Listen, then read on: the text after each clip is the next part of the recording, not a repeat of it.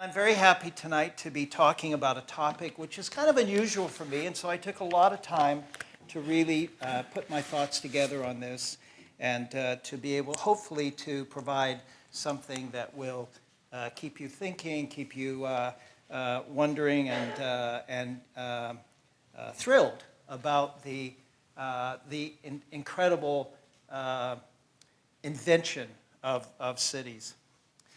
And it really starts with, as you see, love. And who would have thought of all the things that are happening in our time, that love would become a meaningful factor in the economy of cities, much less a prime determinant. And that is going to be my thesis today. It's what I call the equities of the heart for urban success. Over the last few decades, several epochal urban challenges have started to come together that cities can only respond to if their citizens are solidly on their side, which is to say, if their citizens are truly in love with those cities, hold a strong enough personal affection for the city that they will do their part from moment to moment, day to day, for what is needed in that city. So today I want to talk about those challenges and that quotient of love, and then look at how the aesthetic and the expressionistic dimension, the artfulness of the modern city, becomes the driving force to engender affection, not only for personal fulfillment, which of course we talk about all the time, but for the very resilience of the city. And all over the world there is a growing recognition that addressing the human needs of the city is a very smart move. So today I thought what I would do is to show you a kind of free-form photo essay here with about 400 images, pictures that I've captured from all over the world. I really like this building in the Netherlands. Thought it was kind of interesting. But also a lot of pictures from here in Canada, right across the country, because it turns out that Canadian cities are exemplars of the movement that I'm going to talk about tonight. And they're giving Canada a global image that I think we can be quite proud of as we celebrate our 150th year together. I was so glad you mentioned my book. My publisher insists that every time I stand up before 3 people, it makes my family very unhappy, I have to mention the book. So there it is. It's available from Island Press. And it does cover some of the themes that I'll be covering tonight. The first and most direct of the urban challenges that I really want to highlight is the incredible struggle today among cities for hegemony.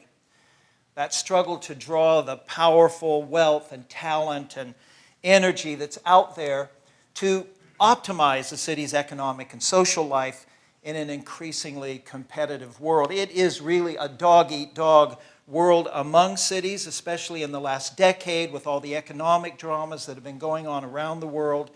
And it's causing the emergence of what I like to call alpha cities and delta cities. The alpha cities enjoy the fruits of the labor of the world.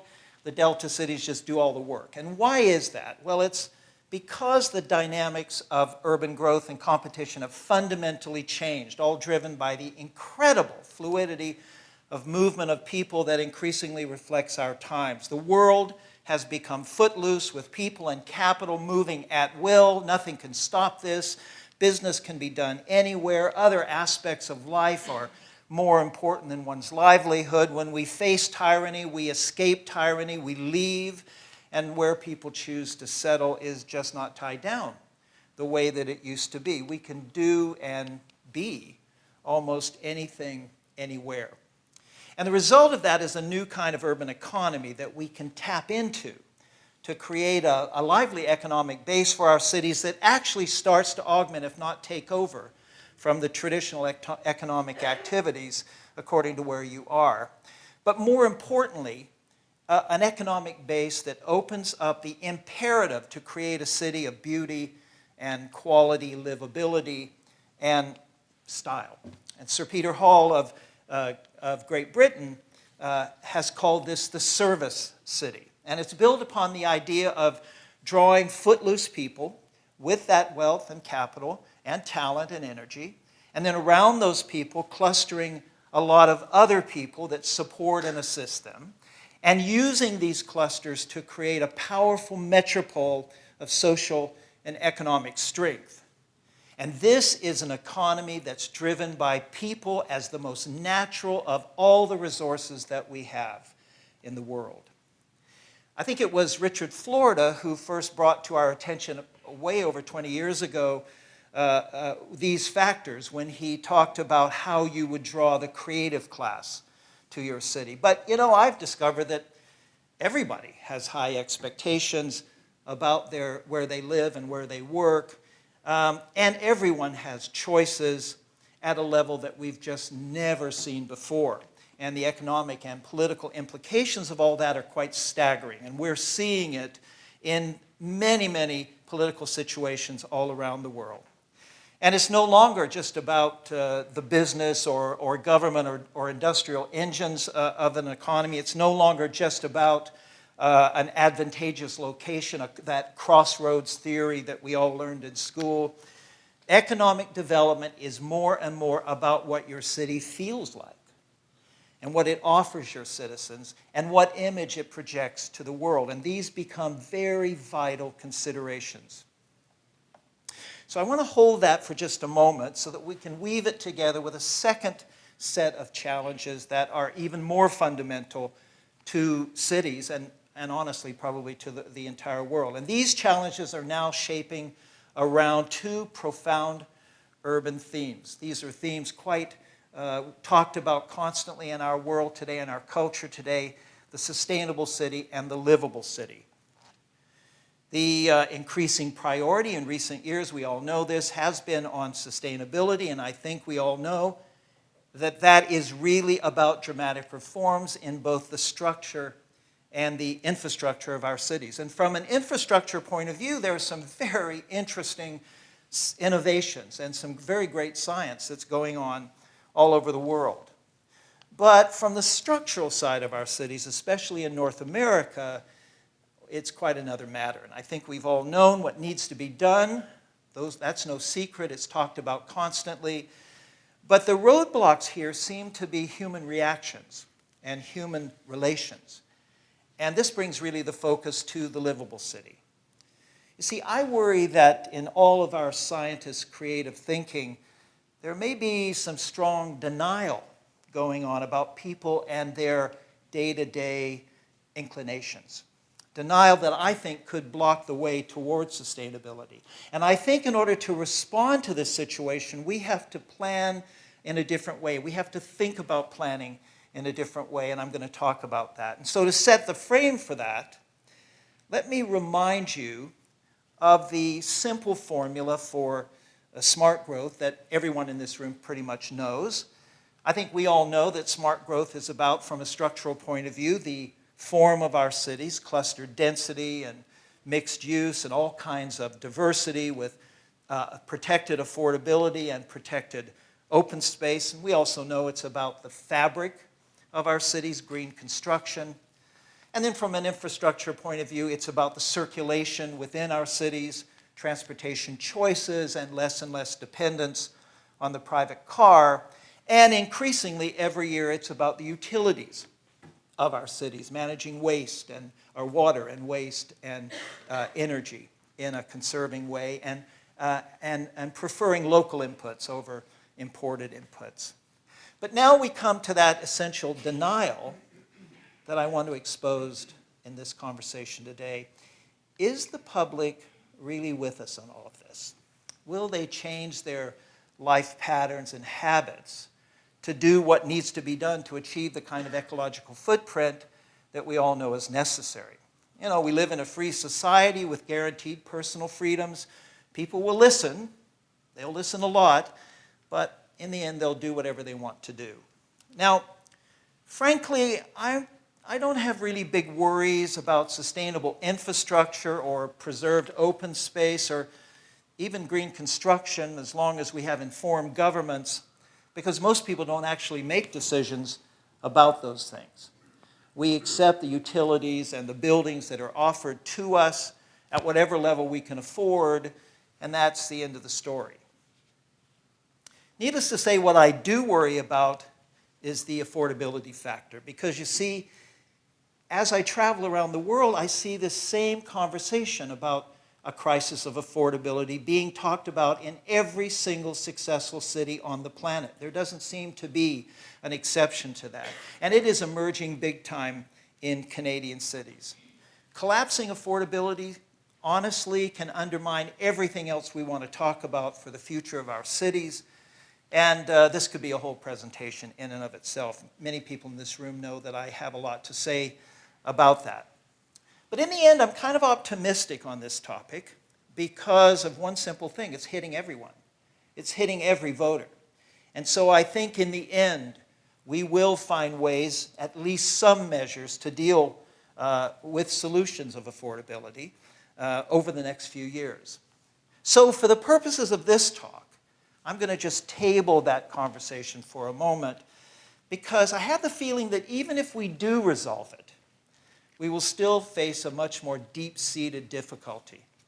And this difficulty has to do with people's spontaneous preferences at this point in time. For example, let's talk about density and mixed use and diversity and sustainable transportation. These are things that people do make decisions about, very direct decisions about. And frankly, most consumers in the English-speaking world, except for a few very gracious older cities, have shown very little interest in being a part of the kind of city that the factors I just described will cause us to build. Over 60% of Canadians at this moment in time have still said no to that. They've said no. They've escaped to the urban fringe. As one sardonic Canadian mayor has said, the only thing the public actually hates more than sprawl is intensification.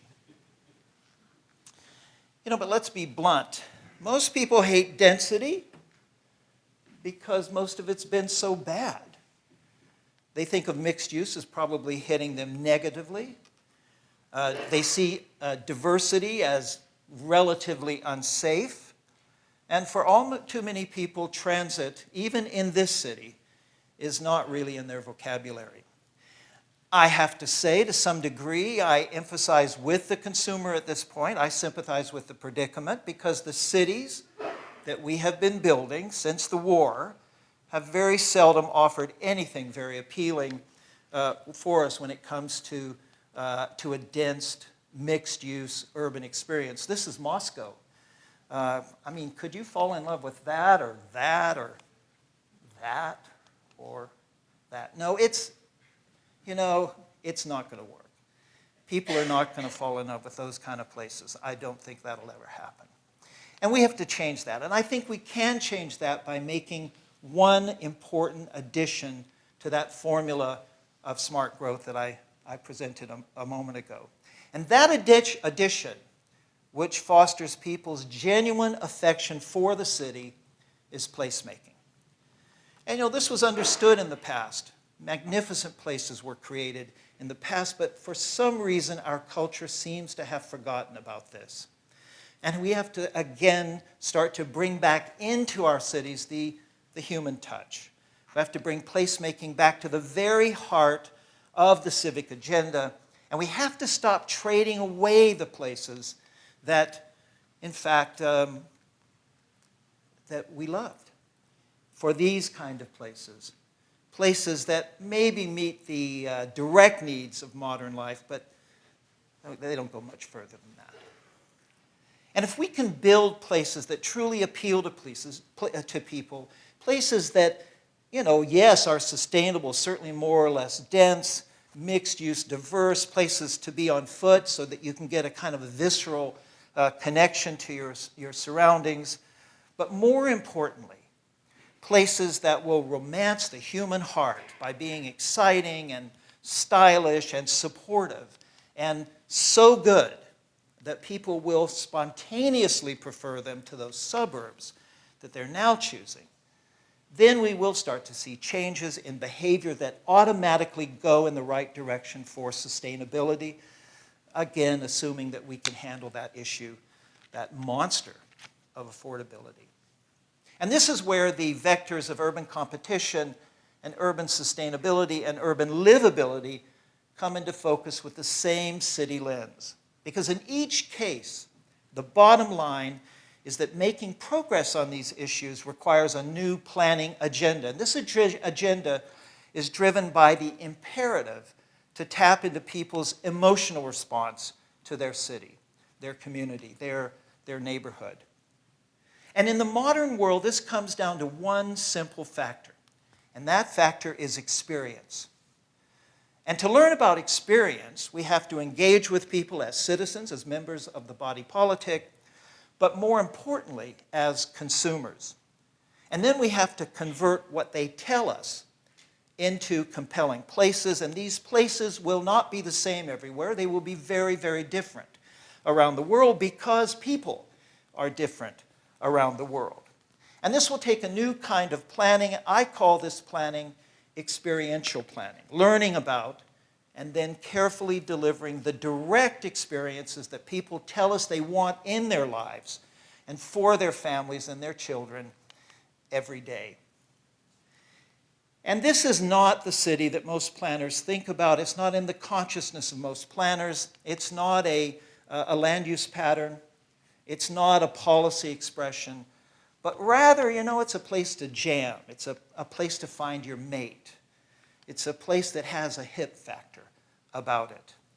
And experiential planning is about seeing the bigger picture, certainly, but also getting down to the level of the direct, tangible things that touch people spiritually as well as functionally. And I've put together a little visual stroll down the South Bank in Melbourne, and I think it helps to make my point. We have to concern ourselves with things like character and comfort and health and convenience and a visceral response that people can have of the senses, and serendipity, things that simply make people happy. Because, as I see it, happiness is the applied side of love. And in this regard, we can take inspiration from a little country on the other side of the world called Bhutan. Some of you may know this. Every year they carefully measure what they call GHI instead of GDP. Of course, GHI, as you can guess, stands for Gross Happiness Index. And we would do well to do that here in Canada and North America. Now, the question is, are we actually tapping into our citizens' formulas of love and well-being, and maybe even reshaping those formulas through deliberate planning and placemaking to serve that agenda of competitiveness and sustainability, as well as the personal fulfillment?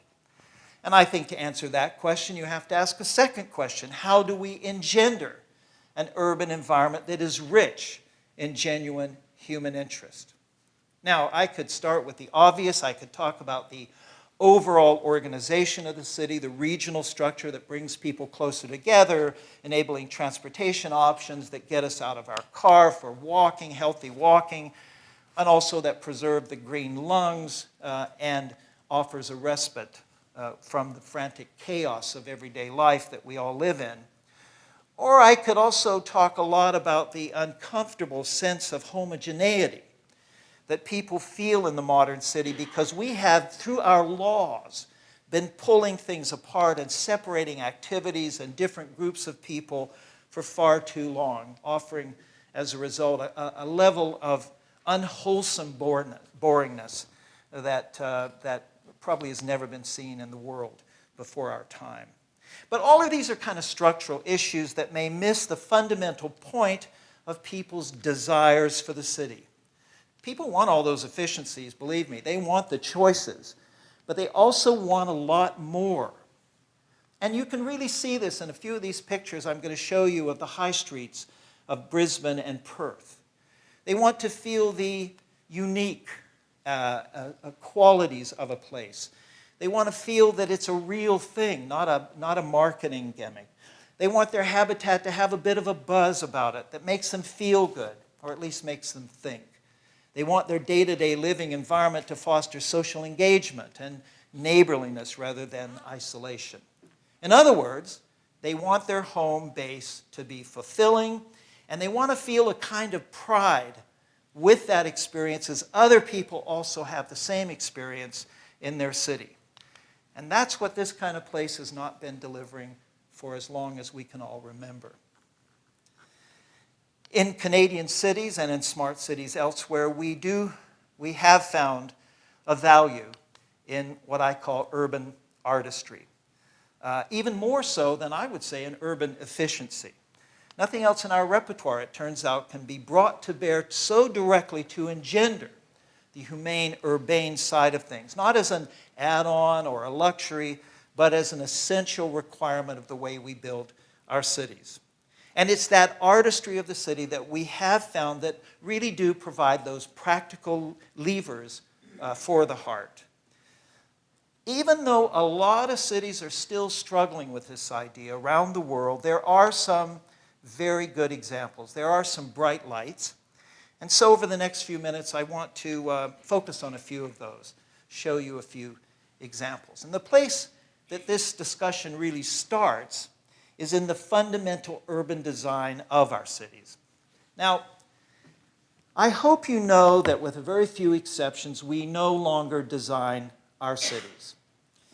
There's some exceptions. There's some great buildings. There's a few big projects or high-profile developments that get a design statement. But for most of the city, as a whole place, as a fabric, as a three-dimensional expression, experienced through motion over time, it gets very little design attention at all.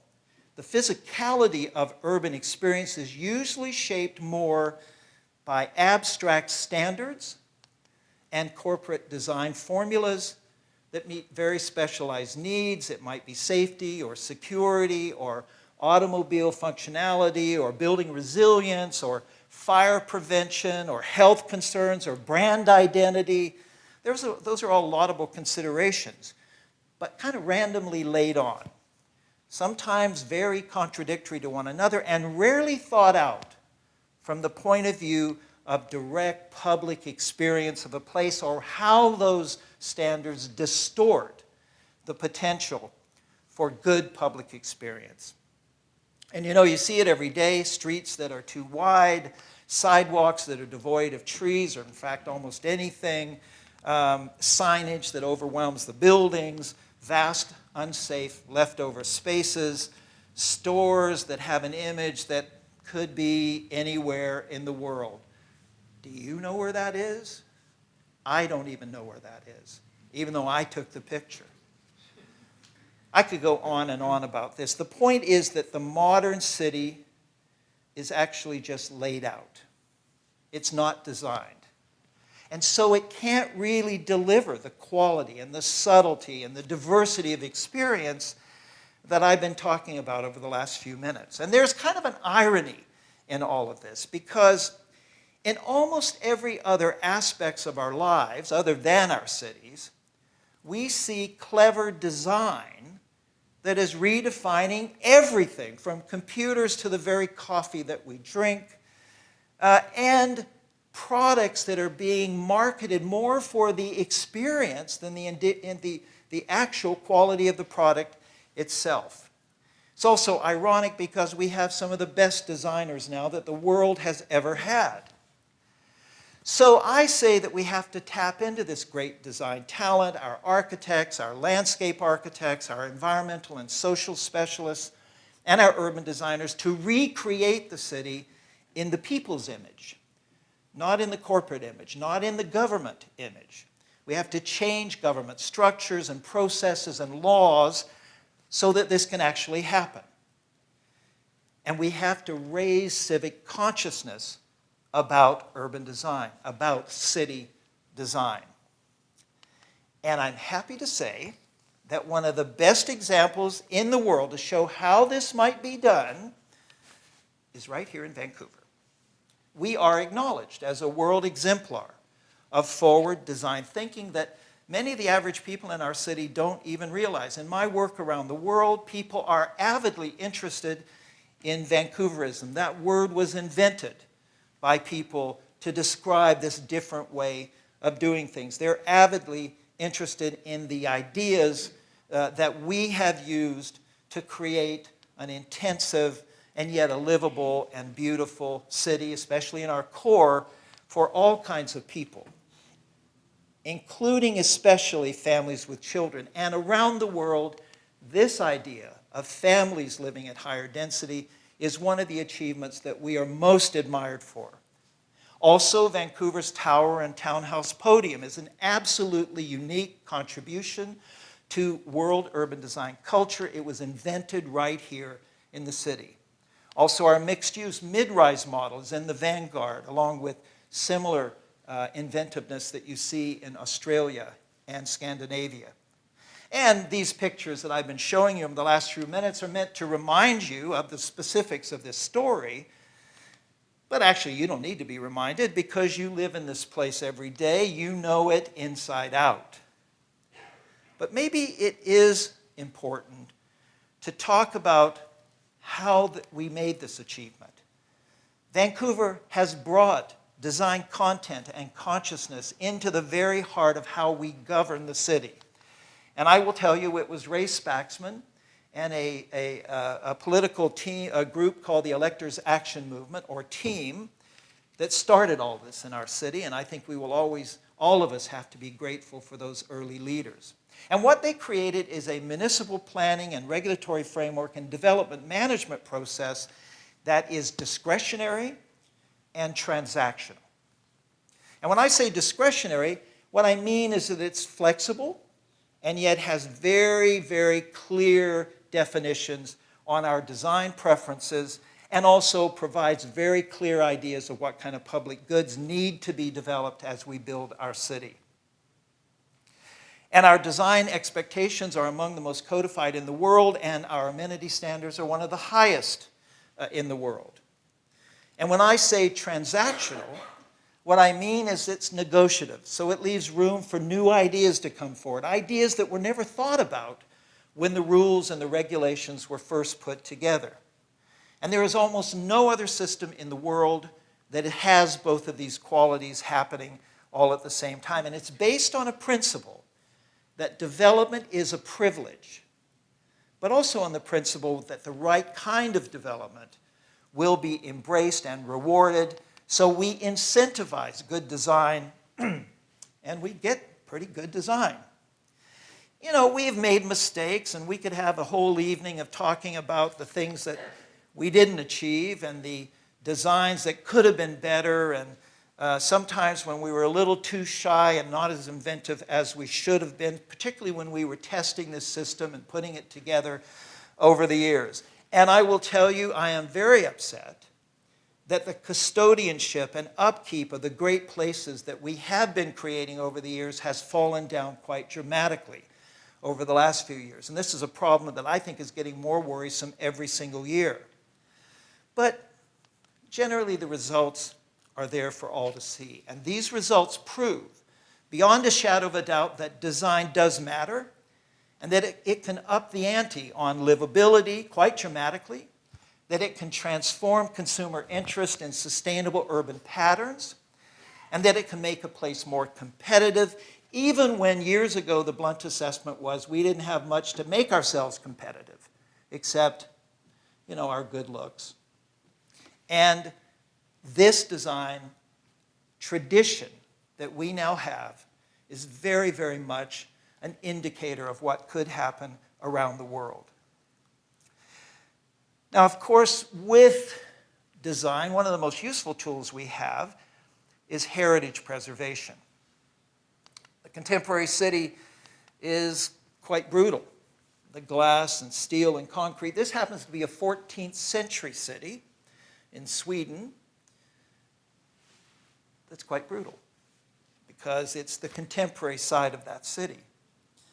Modern architecture, we have to say, has often not really been conceived to be gentle to the human soul. Older buildings are generally the opposite. As you walk along the street, historic buildings offer intricacy and interest and caprice and often a kind of fun and fantasy side. They often moderate the harsh, inhuman scale of the modern city, and they vest the historic negative and the memory of the place. So for experiential planning, heritage preservation is one of our favorite tools. I mean, you can't replace that. You're never going to do better than that. So you really need to protect it. But heritage aficionados face a big problem that has to be fixed. As we consider our policies for historic preservation, we often find ourselves face to face with very hostile building owners who actually don't want any limits on how they use their property or even abuse their property. And we are constantly, as I say, circling the drain on this. I used to hear it said that to have a building designated was a patent liability that you wanted to avoid at all costs. And in many cities, and Michael was just giving me an example of this before we started tonight, you didn't even realize this, that people buy extraordinary historic buildings and they tear them down so that they can avoid the tag of heritage. And I think that's a shame. Now, some places in the world don't really care about what the owners think, and they will secure their heritage at will. That's the designate or be damned approach that the Europeans tend to use. We in Canada have not been quite prepared to accept that kind of aggressive approach. We have found there are victims, and there has to be a better way. Government investment is an alternative, but of course we all know that the costs of heritage are high, and the amount of government money that can be put in that, well, you get to the end of that money very fast. In the United States, a big leg up for heritage has been offered for many, many years in what they call the federal income tax credits for heritage. And that means simply you can avoid some income tax and get credit for when you save a historic building. Well, I can tell you, because I worked on this for years and years, the Canadian federal government has not been interested in this. But now things are about to change. There is a bill, a private member's bill, that's making its way through Parliament as we speak to now establish these credits here in Canada. And every person in this room should call their MP and insist that that bill be pushed through as soon as possible. It's very important to get that tool in our toolkit as fast as we can. Even if we do, though, the fact is local government is still going to have to do a lot more. The tax credits don't solve the problem. They help us. In Vancouver, we had to create a system where having a historic building became a valuable asset and where owners would want to designate because it enhanced the economic potential of their property. So we developed a unique formula for leveraging and incentives within the private development framework using mostly private money and then occasionally augmented by direct tax relief. And we learned how to use this formula very carefully in big settings and in small settings, individual buildings. And by changing the formula just a little bit here and there, we were able to save Gastown and Chinatown and Yaletown and many individual small buildings or individual buildings, and to really stop, and if you're an older person in this room, you will remember this, the hemorrhaging of loss of heritage buildings that used to be the norm in this city. And this is about bonusing and then density transfers, all done through the zoning, offering some significant increased targeted development potential to landowners, and then letting them sell and transfer that potential to other sites where the development can be a little bit more dense and still fit in with the community. And this is a very, very wonderful tool. It's been very well developed here in Vancouver. Unfortunately, the current local government has stopped that program over the last 18 months or so. They said, in fact, they thought there was too much bonus density building up. There wasn't a lot of evidence of that, but they were being very careful. But nonetheless, this is a model of national interest that has worked very well in this city. And I say to the local government, let's get that system reactivated. Let's apply it to buildings, historic buildings, that are out there right now in danger. But sometimes when you're dealing with this thing, people don't just want you to do a good design, even good heritage preservation. They want something that's more heart-stopping. They want a sizzle. They want a surprise. They want an enthralling thing. And so we have to go a little more beyond our normal way of doing things. We have to go the extra distance. And this is really where public art becomes a very vital addition to the tools that we use. Now, we used to depend on the intrinsic artistic quality of buildings and landscape to contribute to that job of humanizing places, but that kind of ended with the modern movements in all too many cases. So now public art becomes a prime means to punch through the banality of that architecture to give us a real hit of experience. And I don't just mean beautifying places, although there's a good thing to be done there. It's a very laudable thing. I mean communicating messages and challenging our thinking and bringing on that desire to reach out and engage with the people that are around us. Now, how do you make public art something that will be included all the time and not just an occasional add-on? And I think we all know the answer. It is to have it as a requirement of development, not something that you might do, just in the same way that we require fire protection and we require the structural integrity of a building. So that Percent for Art program that's been used here and is used in many cities around the world is a very, very important program. Sadly, it's all too often just used on public buildings. I would argue it should be used on all buildings, on all major developments, certainly to make the city rich in its artistic expression. Now, you may be thinking right now, it's easy for him to stand up there and advocate pervasive public art investment, but what about the extra costs that hit developers, or what about the extra cost that's passed on to the consumer with higher housing prices and that? And I think that's a real anxiety, because no developer is going to let us get away with something like that if it is a huge extra burden on them. They will go the political route on that. And again, it comes back to that economic formula to support leveraging. Just to add a requirement certainly adds costs, but if you throw in a tiny little bit of extra development capacity, adding genuine new value, then in fact those extra costs can be moderated and it becomes a value-neutral requirement. And when that happens, you will see developers and consumers coming around to our way of thinking on this thing, because in the end, public art, without the extra costs, does provide a more valuable product to sell, and it does provide a more valuable and enjoyable product to purchase. It becomes a win-win situation. But you know, sometimes we have to look beyond government and government facilitation for the drama of public art. And I want to remind you about one case where that drama is delivered quite spontaneously.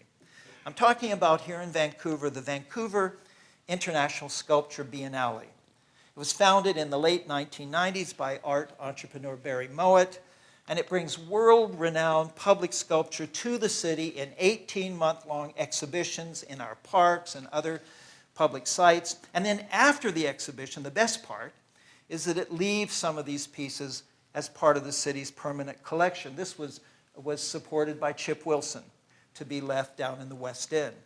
It's a nonprofit, philanthropic-driven proposition, and it is wildly popular with our citizens. Now, you might think this is great fun, and it is great fun, but I also see it as making living in the city a much, much greater pleasure, and that also means that investing in our economy becomes a much greater likelihood for a lot more people. Sometimes the artfulness of the city is not realized in the physicality. Sometimes it's about the choreography, what is known in the cultural planning business as the strategy of the spectacle.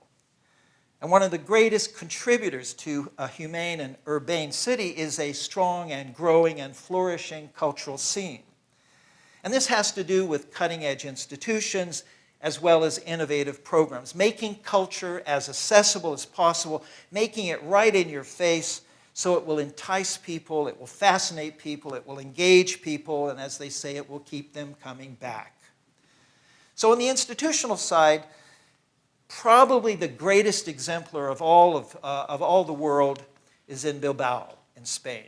It was this small, little-known city, No one had ever heard about it. It explodes on the urban stage, on the world stage, by building an eye-popping museum.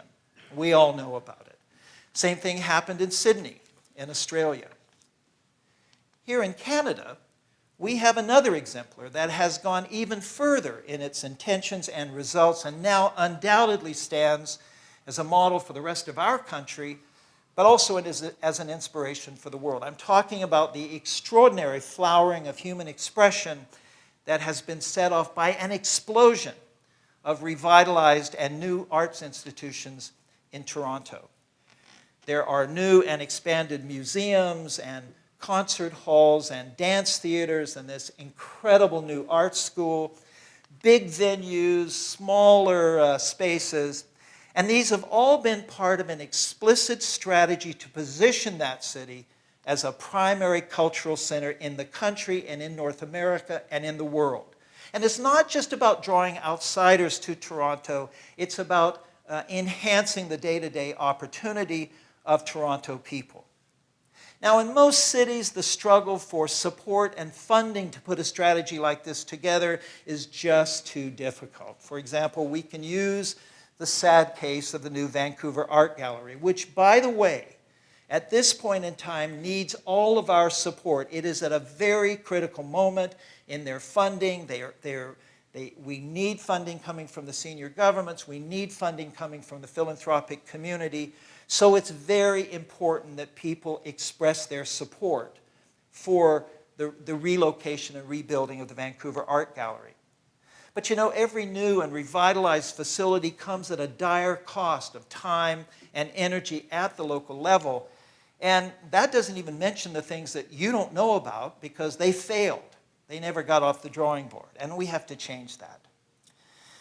And the first place that we have to go for that change is to the senior governments of our country. They have to begin to see cultural growth in Canada as a strategic imperative. It's not just something you hand out during an election as a kind of a pork barrel thing. It's not just icing on the cake. It is the way our country needs to be built.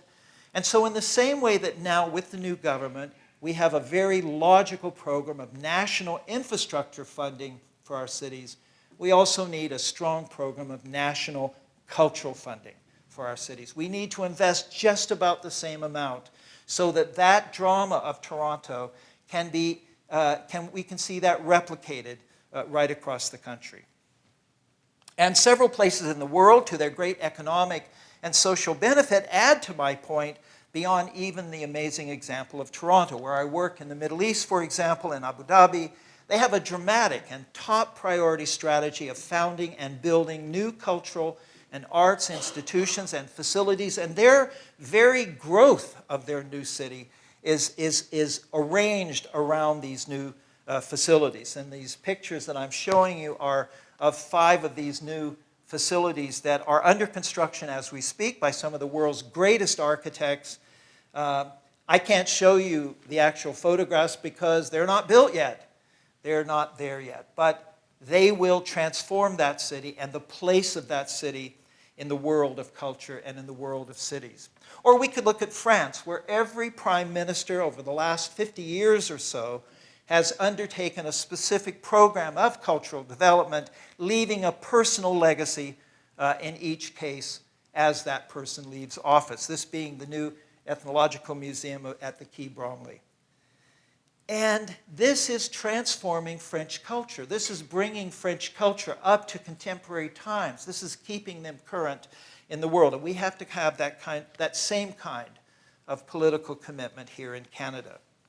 Now, I also want to turn to the action side of the spectacle, to public events and programming. Design fixes are great, but they're also passive. The way you really light the fuse for active, joyful human energy in a city is through programming. And the way to turn that into an economic development driver is to make that programming pervasive so that it becomes very defining, absolutely defining of your city, such as it is here in Charlottetown. These can be lowbrow events, they can be highbrow events, it doesn't really matter as long as they draw people, engage people, excite people. Now, sometimes cities go for the world events like Vancouver did with the Expos and the Olympics, but just as often, it's a focus on more local events, local activities. And one of the best examples in our country is actually in Ottawa. And I've always been impressed by the very clever and creative initiatives through the years of the National Capital Commission and now the Department of Canadian Heritage in Ottawa. They are doing programming that is now copied by capitals all over the world. The NCC and Canadian Heritage absolutely bring the capital to life all year round with incredible events and activities. And I think every city would benefit from this same kind of civic celebration. Because in the end, it allows you to love your city right out with everyone else, to really reach out to other people in that affection and to express it over and over again. So there you are. Those are, in fact, the equities of the heart for a real advance of smart contemporary cities. And I don't think any urban place, any urban organization or government, or in fact philanthropic community or citizen groups should be without these essential tools. These are the equities that I'm talking about. And that brings me back to my main theme for today. We have to remember that the sustainable and competitive city will be a challenge for most of our citizens. It's going to be a new way of living for most of them. It will be more dense. It will have all kinds of activities and people mixed up, close together. It will ask them to get out of their cars much more than they're accustomed to doing today. It will ask them to change long-held consumer habits. And my fear is that if our citizens don't take to this, they might hate this new city. And I think if they hate this new city, they'll just make sure it doesn't happen, even if it is good for Mother Earth, even if it is good for their pocketbook. And by the way, Gordon Price, thank you for this slide, one of my favorite slides of all time.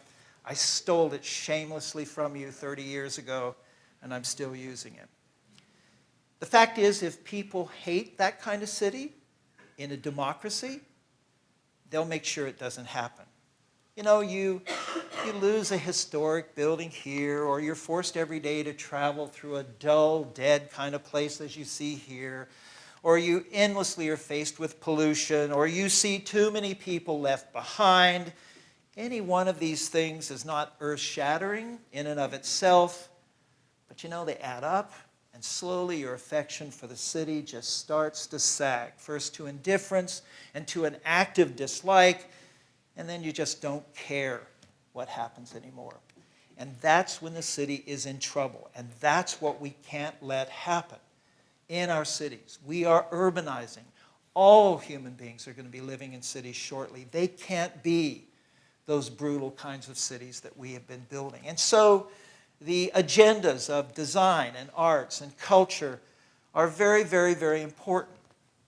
Those examples that I showed you are important. But what I really hope I leave you with today is a useful conceptual framework of urban competition and urban sustainability that we can all use together to battle the forces of darkness that are still crushing our cities everywhere in the world. Tomorrow's city must meet the environmental test, it must meet the economic test, but it also has to meet the experiential test, and that is the test of love. Love is a spiritual vector, and we secure it through artistic expression. A successful city must have the things I'm now going to say. It must be beautiful, it must be joyful, it must be sociable, it must be humane, it must offer a complete, rich community life with all the subtleties of human occupation. It has to have the wow factor for people. And when we can achieve that, then these little people will actually pay attention. They'll do the right thing as they grow up and take their place within the community. They will understand what is at stake. They'll know that we are, in fact, all in this together, and they will do whatever is necessary to hand on their city in a better condition to their children. And that, ladies and gentlemen, is the real power of our creative force in cities. That's the power of an urban love affair. Thank you.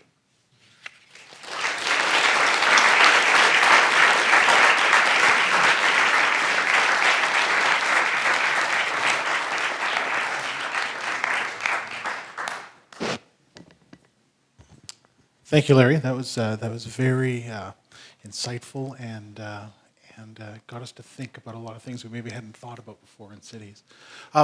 There's an opportunity for us to have a chance to talk and to come up and ask questions. So I would invite those that are interested in doing so. We have a microphone set up just behind the projector there, and so that's available for those that are interested. Your students must have questions.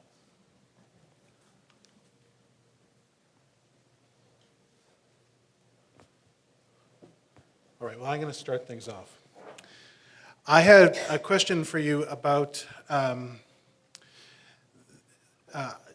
you mentioned alpha cities and delta cities, and I can see that the concentrations of capital and wealth and interest in the alpha cities can lead to having these things built in those cities. But what of those cities that are finding themselves in more of the delta role? How do they attract that investment and have the possibility of building these things? Well, it really means that they have to start thinking about the objectives that are shaping their city and shaping their economy.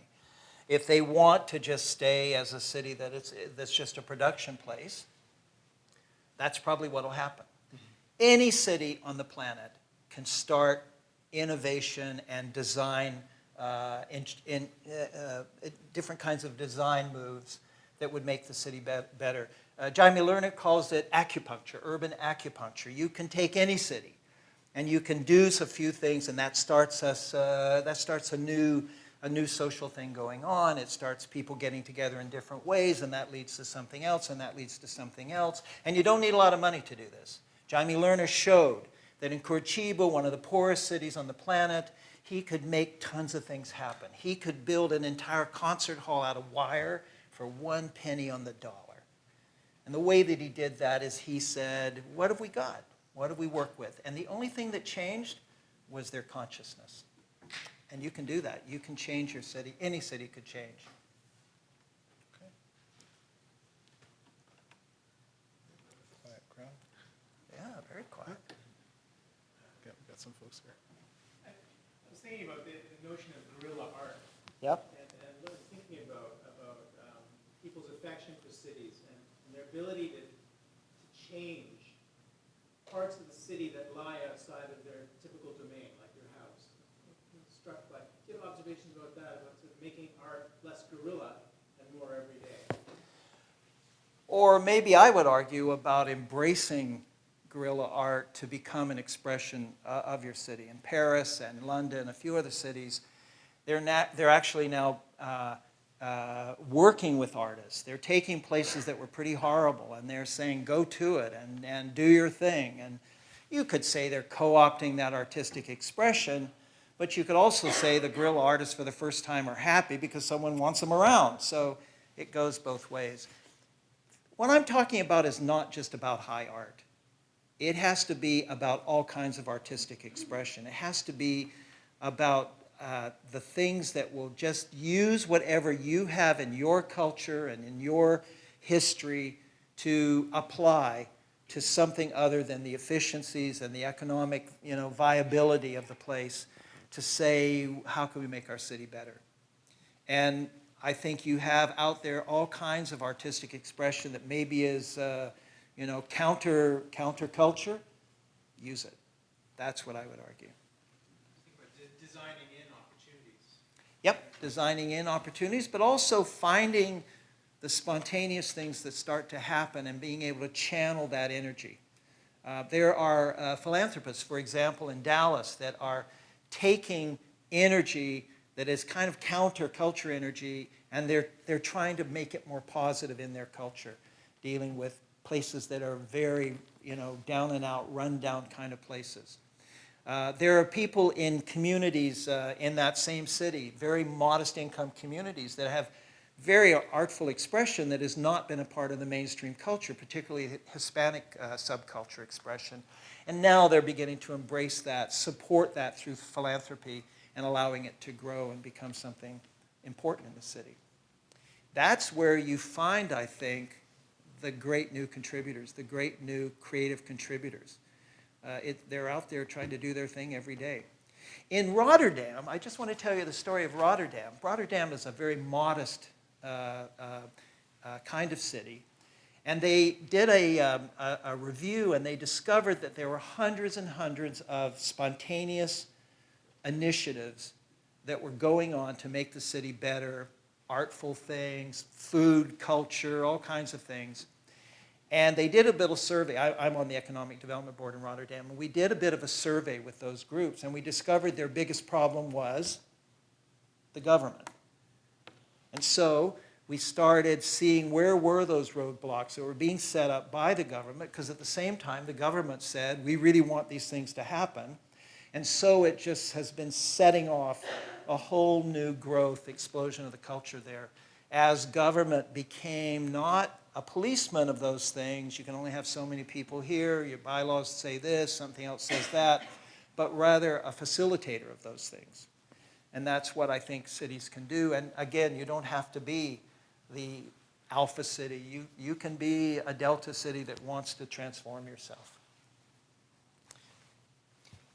So most of your inspiring photos tend to be near the central cities, and the less inspiring tend to be out in the suburbs. And I'm just wondering, in terms of retrofitting suburbs, there's such vast spaces, where do you begin? And how do you feel about what has been going on in different parts of Metro Vancouver, say what Surrey's trying to do in their city center versus, let's say, other places around the world? Well, as a matter of fact, it's funny you should notice that, because it's a bias that comes, I think, with my generation. Because we put most of our attention on central cities, and we had to at that time because they were falling apart. And so we tended to, that tends to be where the focus is. But more recently, I too have become much more interested in the transformation of suburbs, because the fact is that unless we find a way to make our suburbs more sustainable, to make our suburbs more in line with that smart growth model that I was talking about, we're really in trouble as a culture. And those people are never going to accept the kind of solutions that we have in core cities. In our book, we talk about various strategies that can be used and are, in some cases, being used. One that's not being used here in Vancouver, Greater Vancouver, that could be used is a strategy of using transit investment to actually start alignments of transformation in suburban places. Actually, it turns out when you get out and talk to suburban people about what they want, they're not very happy with their suburbs either. They want some of the things that I've been talking about. They don't want it, though, so pervasively that they have no choices. And the corridors that are going out into those places, moving people back and forth, become a very good opportunity to insinuate a different kind of solution for those people without necessarily displacing them or asking them to give up their own choices in life. And so if you can use transit investment, we often say you start with the rapid buses, and then when that builds up a little interest, then you go to the streetcar, and then when that builds up more capacity, you move to rapid transit, and at that point, you begin to start seeing real transit-oriented development. Here in this region, I've noticed in my whole career this has taken, from the point of when I was a young fellow and there was the town center policy that was very well articulated in the plans and everything, but you really didn't see much of it on the ground in those days, to a time now when we're starting to see those town centers come to life. And they're coming to life in almost all of our suburban cities. And I think that's another way to start to engender some transformation. But I'm getting worried that that might stall because, again, these are not in the image of suburban people. These are in the image of urban people moving to the suburbs because they can't afford downtown Vancouver anymore. And what we have to do is find the models that actually do respond to suburban preferences. We have a hypothesis here in the country that we need no more than 40 units per acre or 100 units per hectare, which is about only 3 times more dense than the average suburb, and is exactly the density of Kitsilano, in order to achieve a sustainable suburbia. That's not a big thing. It doesn't require high rises. It doesn't require dramatic transformation. It requires incremental change. And so that's the kind of discussion that's starting to go on. But it is your generation. How old are you? 41. Well, it's that generation after you. You look very young for your age. That has to solve this problem. And every time I speak to my students, and anyone who's 30 or younger in this room, I will tell you, this is your life challenge to transform those suburbs.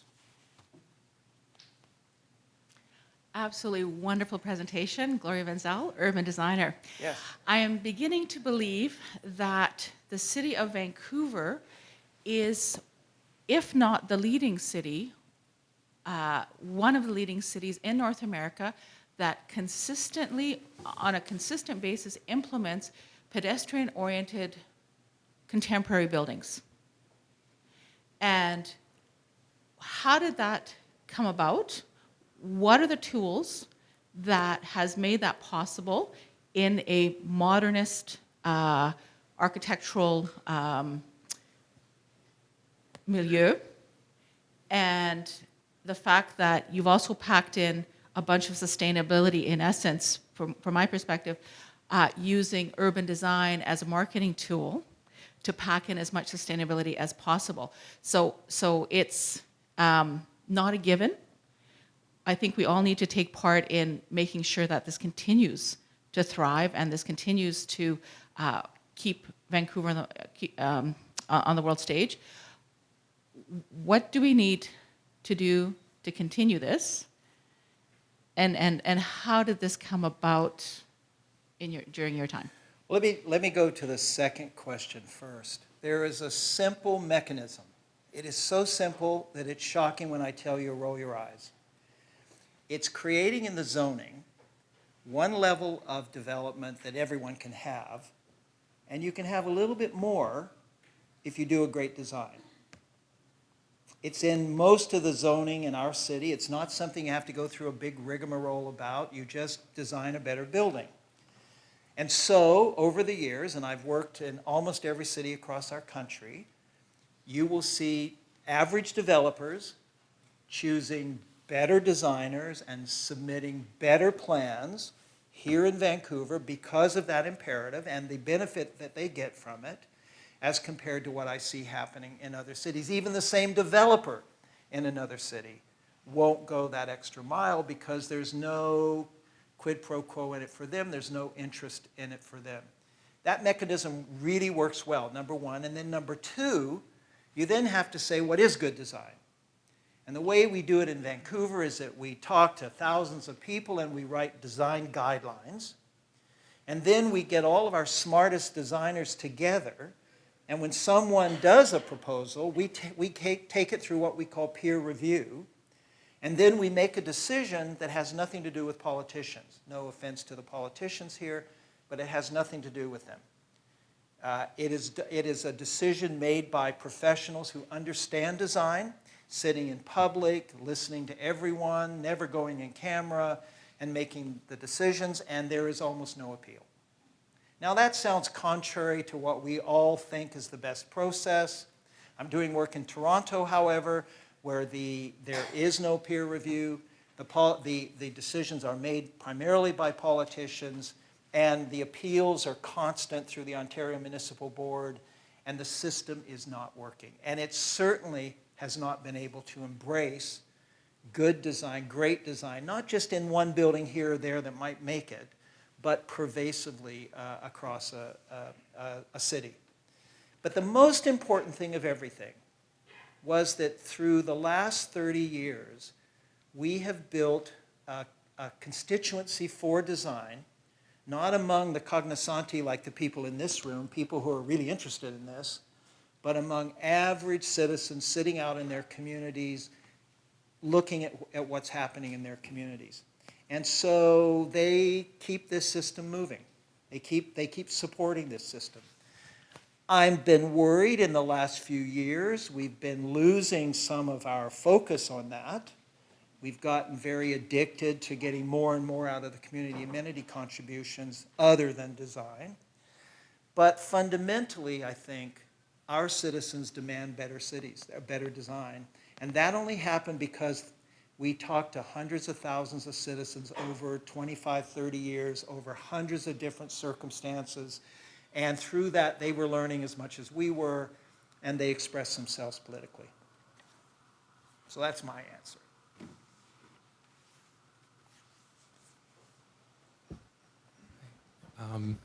Is this on? Hi, I moved to Vancouver about 4 years ago, and when I moved here, I fell in love with it, like probably a lot of people in this room, if they're new to Vancouver. And it was the first city that felt that I was enabled to love as a place. And but just after I moved here, the referendum happened, and I noticed that the media in the city has an extremely negative outlook on a lot of the things that we're excited about in this presentation, probably. And I'm wondering, why is it that the media is so hostile to city building here? Or does it really reflect what you see in the Vancouver Sun? Does that really reflect what people think here? And if so, how do we win the media back so that we can encourage people to love the city? Broadly, the whole region, not just the city of Vancouver. Yeah. Well, I can't speak for the media. What I can say is that in the end, I think citizens have to make their own choices and have to express themselves politically in our democracy for either this kind of place or that kind of place. In the end, it's up to us, people who are involved in this every day, to reach out to citizens so that we build a constituency. When I was the chief planner here, one of my main jobs every day was to go out and tell the story of the kind of city we were trying to create around experience, enhancing experience, building new experiences, and converting them to be a constituent. And it got to the point that toward the end of my tenure, and Gordon, you will know this, that every political party would embrace what we were saying and then go on with the other issues of the day. Urban design was just a given. Good design was a given. I had very few dramas on design toward the end. But it was only because we built tens of thousands of interests among citizens in decent design, in livable cities, in experience. And also, every time we delivered, we tried to deliver better. For example, just as I was leaving the city, the Southeast Falls Creek neighborhood came along, and I think it delivered a wonderful, livable environment in a completely different format. And the art is there, and the artistry is there, and the sustainability is there, and citizens like it. And so I would say, contrary to what the media says, it's the citizen that matters to me. You know, as my grandmother used to say, today's news wraps tomorrow's fish. But I think about that one. Thank you. citizens really make the difference. All right. I'd like to, if there are no other questions, I'd like to close the session by inviting Dr. Peter Hall from the Urban Studies Program, the head of the Urban Studies Program here at SFU, to come up and say a few words. Thanks so much, Larry, Dr. Beasley, for a wonderful lecture this evening. Thanks, Wayne, Dr. Beggs, for teaching the class that I know a lot of students have enjoyed. Thanks also to the Faculty of Arts and Social Science for funding the Canada 150 class that we were able to teach. This was a joint effort between the History Department, ourselves, and tonight's event, the City Program. So thanks all to the people who've made this possible. Thanks again to Larry for a lecture, and thanks everyone for coming out. It's been great to see such a large audience and a huge audience watching us online as well. Please go out and enjoy the city. Thank you.